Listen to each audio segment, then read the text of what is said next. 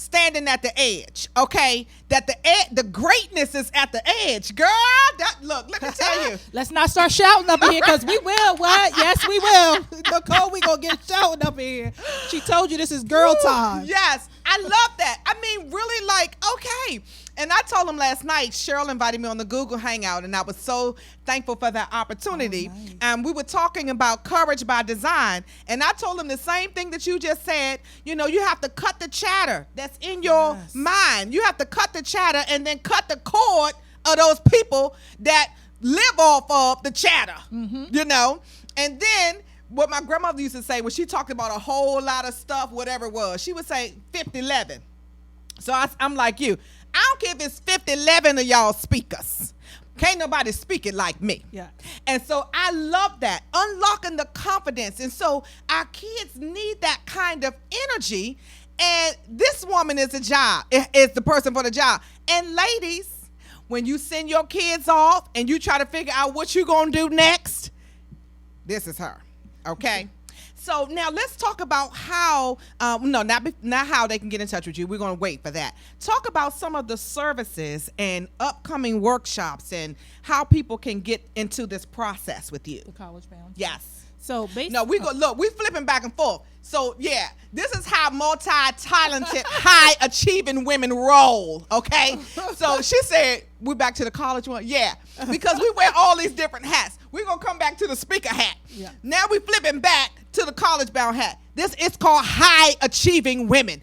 Women who don't take no for an answer. Women who want to leave the earth without anything left on the inside of them. Tapping into the gifts that are on the inside of us. Unleashing the confidence to do all that God has called us to do. So yeah, we flipping back to the college thing, and then we're gonna come back to the speaker thing. Yeah. So the college piece, how can they, what are some of the upcoming workshops and how they can, get to be in your space so that you can share this awesome information with them? So we have, throughout the school year, one thing that I'm really big about is kids have to understand that standardized testing is a huge part of the college process. It is not going to go away.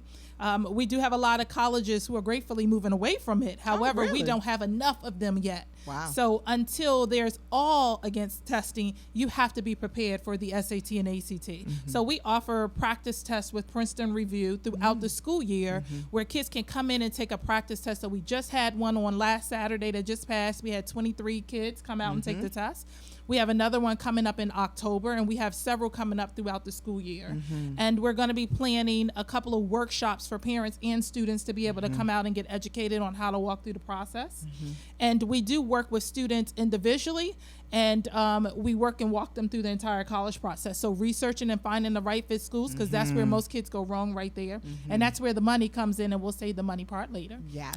And working on their college essays, their scholarships, and working on actually crafting and getting their recommendations and their transcripts from schools, because all of those pieces connect the dots for the puzzle to be put together correctly. When you put one together and then you leave out 3 and 4 other pieces, and then you wonder why you maybe got a no in the mail instead of a yes in the mail. So it's so important for students to connect all the dots, and it's not that they don't want to, it's just that they're not sure. And it's not that parents don't want to help their kids, they just don't know how. But we're in a new era now, and parents have to, we always tell our kids, don't think, the rule of thumb is if you're in tutoring, you're dumb. And we tell our kids all the time, what? Get that tutoring, because that makes you a scholar. That doesn't make you dumb.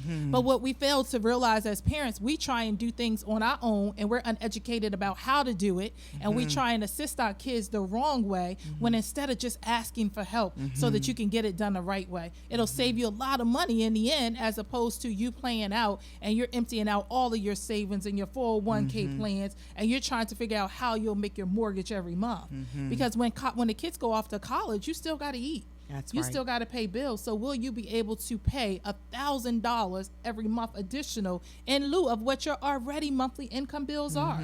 So we have to start planning ahead of time and getting our kids prepared as opposed to trying to figure it all out on our own. And that's what we do. We work with parents and students to figure the process out so that it can benefit them in the end and not for them to try and be figuring it out on the backside. And that's what we've been doing for years with our kids. Most of our kids, 97% of our kids get into their top 3 choice colleges. Wow. They go off to college with some form of aid. And remember, you have to know that just because your child is valedictorian or salutatorian does not mean that they're going to school on a full ride, especially if you've not done your research. Okay. And so we're all parents, you hear all parents say, well, can you get my child a full ride? Have your child done the work? I tell all the time, I got the little saying and the kids laugh all the time. You want to go and shop in Bloomingdale's, but you got a Walmart budget. Wow. Same thing for college. You want Yale, Harvard, and Brown and Duke because you want to be able to say your child go to Ivy League, but they've actually done Walmart budget type schools, academics. They don't match. They don't go hand in hand. So we have to start raising the bar and making sure our children have expectations. And we as parents have to enforce those expectations so that our kids can be successful. Girl, yeah, honey.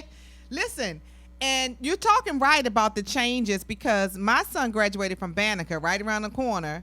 And when they started talking about how you had to do the applications electronically and all that, I'm like, what? Because in my time, your time, you did it on paper. You sent your stuff in, and at Banneker, you don't even do any of that. You have to submit all of your information to the school counselor.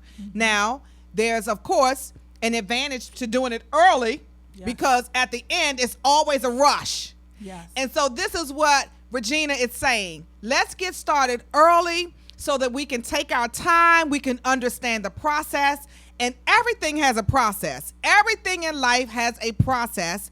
And if you really want to be on the receiving end of the kind of money that she has been able to get for her students, you have to be on the front end. So we're going to take a short song break. And listen, when we come back, we're going to talk about this money. And then we're going to wrap it up with Regina Speaks. Hey, we're going to do something impromptu. She going to speak and she going to give the women a message. And then she going to invite y'all out to the upcoming next testing